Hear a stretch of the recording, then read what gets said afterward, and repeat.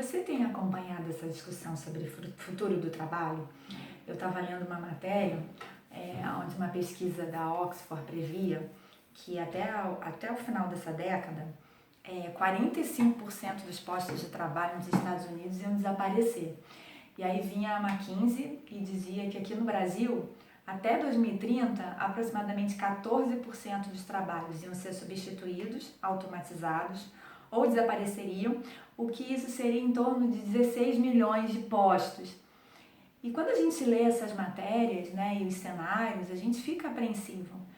Se o nosso planeta já tem tanta miséria, já tem tanta pobreza, já tem tanta desigualdade, com a quantidade de postos e vagas que existem, imagina com essa redução drástica. E o fato é que se a gente continuar com esse paradigma da otimização, das grandes organizações, das fusões, das aquisições, a gente vai ficar bem encrencado mesmo.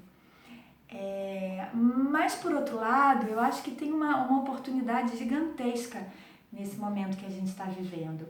Primeiro porque quem ensinou os supercomputadores fomos nós, Quando a gente fala de inteligência artificial, deep learning, machine learning, a gente está falando de uma área de conhecimento criada pelo homem, onde a gente se utiliza da tecnologia para facilitar a nossa vida, Basicamente, o que a gente ensina é a máquina a reconhecer padrões, a gente coloca uma série de informações ali, Informações que a nossa memória não consegue, por exemplo, eu não lembro qual é a margem direita, os afluentes da margem direita e da margem esquerda do Rio Amazonas. Mas se eu colocar no Google, vai aparecer isso, inclusive de outros rios do Brasil e de outros rios do planeta, isso é extraordinário. Então, essas máquinas realmente têm uma capacidade de reter informação, de fazer correlações, de trabalhar com padrões de causas e efeitos, e aí que a gente diz que a máquina toma decisão, mas ela toma decisão a partir de uma informação prévia que a gente colocou lá.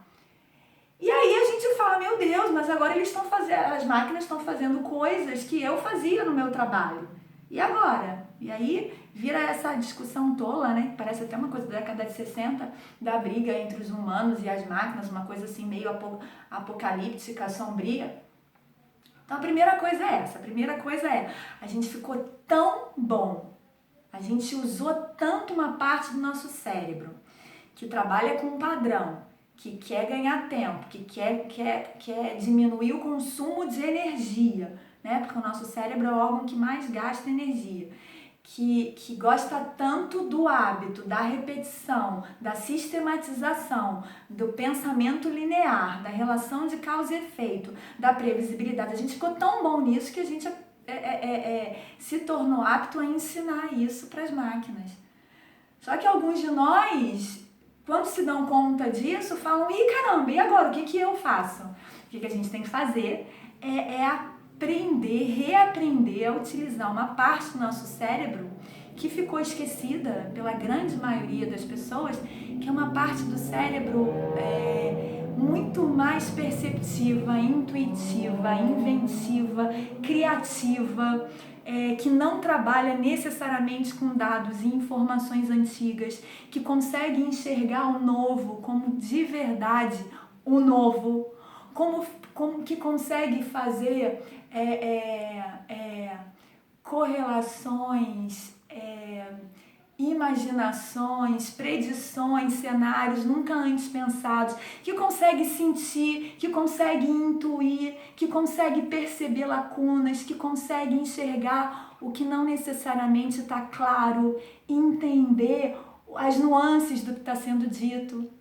E aí é extraordinário, se a gente conseguir voltar os nossos olhos, a nossa atenção, a nossa aprendizagem para esse tipo de conhecimento, de inteligência, a gente vai deixar aquele trabalho mais sistemático, para as máquinas, para que a gente possa, de fato, se manifestar com o nosso melhor, O problema é que o nosso sistema de ensino ainda está naquele paradigma antigo.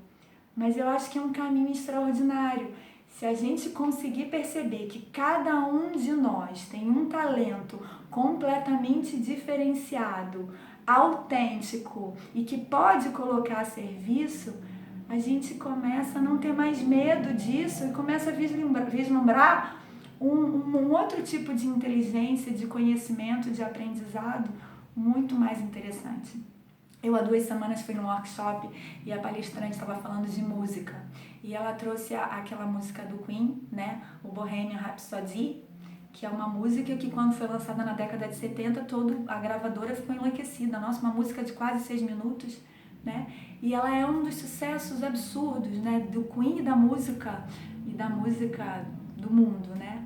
E se você vê essa música, ela é completamente inusitada. Ela começa com uma música, com uma canção a capela, depois tem ópera, depois tem riff de guitarra, totalmente fora do padrão.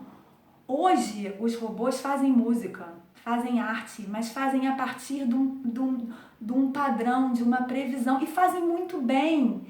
Mas um computador nunca conseguiria fazer essa música, porque ela é completamente inusitada, ela é estranha, ela não tinha nada por trás. Então, eu acho que a gente tem uma oportunidade grande, se a gente conseguir encontrar uma forma de fazer com que a nossa economia, que as nossas relações de trabalho sejam mais justas, deixa a máquina fazer um monte de trabalho para nos liberar para um trabalho, para uma manifestação, para uma realização de muito mais alegria, autenticidade, imaginação, percepção, amor, alegria, criatividade.